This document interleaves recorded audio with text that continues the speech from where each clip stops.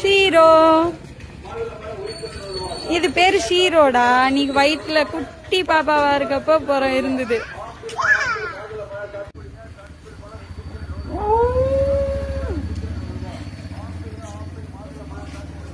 அந்த டப்பாலே ஊத்திடலாம் பாட்டி.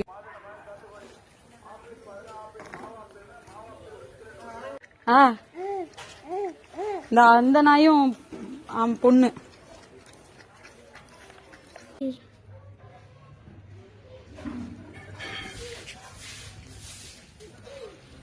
சிச்சியா, இது பேரு சித்தின்னு தான் வச்சிருந்தோம்.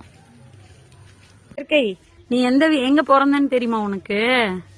இங்க பேர் இயற்கை, இந்த வீட்டுலதான் நீ பிறந்த. அந்த வீட்டுலதான் நீ பிறந்தடா.